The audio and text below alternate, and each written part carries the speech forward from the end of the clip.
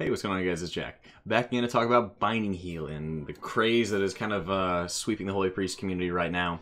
What's going on with Binding Heal? Why is it this great talent? Why is it not in the guides? All this other stuff. Alright, so digging into it, Binding Heal right now is bugged. Flat out, at the time of this video, it is bugged. And the result of this is that it's becoming almost like a Vivify for monks. It's becoming this prayer of healing light that is just so immensely powerful and does give piety a run for its money.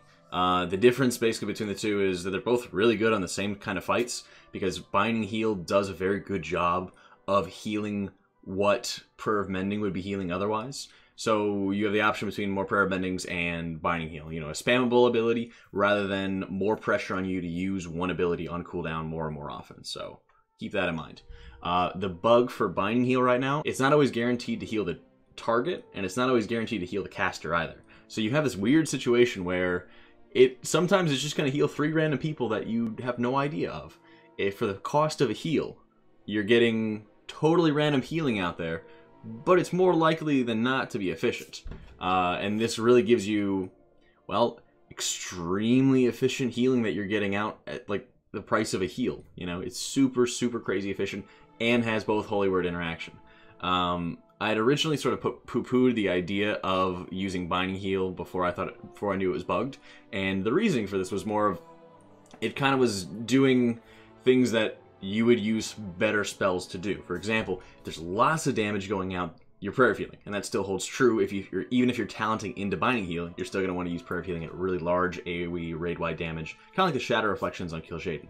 Right, got that. If someone's dying, you're definitely going to be using Flash Heal. Still holds true with the Binding Heal build. Absolutely.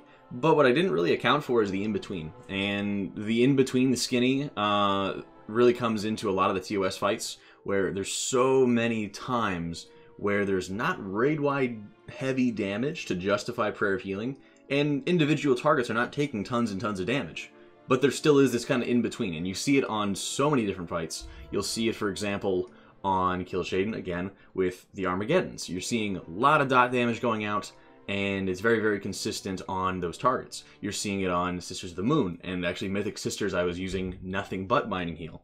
And you're having a lot of damage going out, kind of on everyone at once, but it's not heavy enough to really justify constant prayer of healing use. And on Mythic Sisters, the fight goes on for such a long period of time that you really can't afford to spend that much mana on prayer of healing.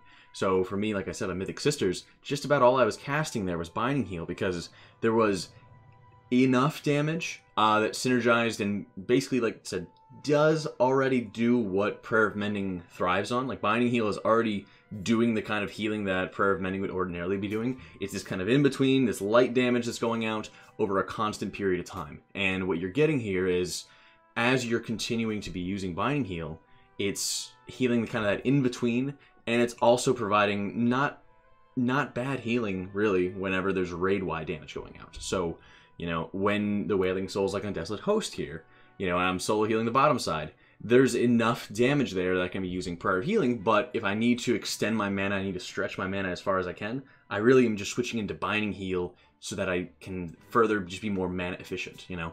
One of the nice things about, say, solo healing downstairs, you know, nobody else is going to compete with me, so as long as I'm getting everybody topped off, it's fine. There's not a time limit. There's not a time constraint to that. If you are, say, having a time constraint of Shadow Reflections on Kil'jaeden, well, you have to get everybody topped off before the next burst comes. Well, that's a big problem. If you're, say, going for ranks and you want to be pushing your mana and you're very, very comfortable with the mana that you're at, well, you definitely want to be using Prayer of Healing to deal with this raid-wide damage. Progression, Mythic Sisters of the Moon, you know, I'm not worried about the parses. There's plenty of damage for me to heal anyway, and it's a really, really long fight, and I'm not comfortable with my mana, and I really wasn't comfortable with my mana when I was using more Prayer of Healing and when I was still using Piety. So for this, I'm spamming almost purely Binding Heal just to make sure that I'm able to keep everybody topped off and that I'm able to kind of stretch my mana more and more over the course of the encounter. This is a competitive playstyle with Piety, but like I said, Piety and Prayer of Mending do sort of the same job, and they still work very well together. Like, nothing really hurts Prayer of Mending, for example.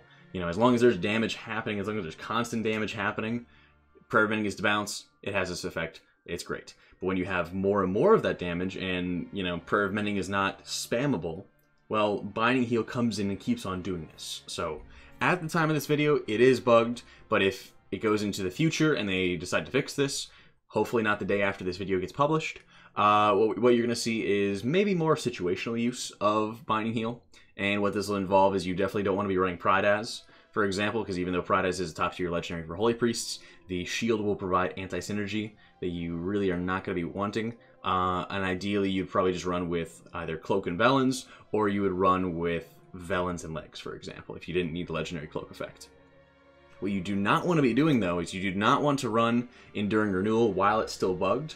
And honestly, I probably wouldn't even recommend it after the bug gets fixed, if it gets fixed. What you're seeing here is Enduring Renewal is still pretty meme spec. The fact that you just be pursuing more and more refreshes on Renew while you're still running a build like Benediction Piety, or just Benediction in general, which is just going to be renewing on its own, you often are going to be finding a build, and this is kind of where I started poo-pooing Binding Heal to begin with, is where you're pursuing refreshes of your renews at the cost of not healing those other people that are actually taking damage. So that's why I'm still not a fan of Enduring Renewal, and generally in my experiences when I played with it, I didn't get too crazy of an effect, and it kind of got even worse when I wasn't even able to guarantee refreshes of Renew on myself because it wasn't even hitting me. So keep that in mind.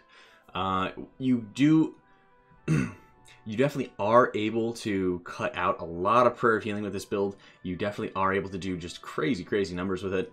But if it's not for you, not a big deal. The difference is, like I said, between Piety and Binding Heal is you are either mixing in this ability into your rotation quite frequently, or you're just casting Prayer of Mendings more. You know, the jump from one to the other is not too extreme, and it doesn't cause a great shakeup. You know, we're still going to be using our Prayer of Mendings on cooldown, still going to be using Holy Words on cooldown, all in 9 yards. It's just you switching your Serendipity generators from, you know, the more expensive and more refined spells to something a lot more flexible and a lot cheaper. Hope you guys enjoyed this quick explanation of what Binding Heal does. I've been running with it for Mythic Progression. I'm going to be running with it for all of Mythic Mistress Sazine progression. So if you guys want to check that out, the live stream is going to be linked below. You can check out our progression. Hope you all enjoyed this. Hopefully the bug lasts a little bit longer than we may expect. Hopefully. Thank you so much for watching, guys. I'll see you all next time.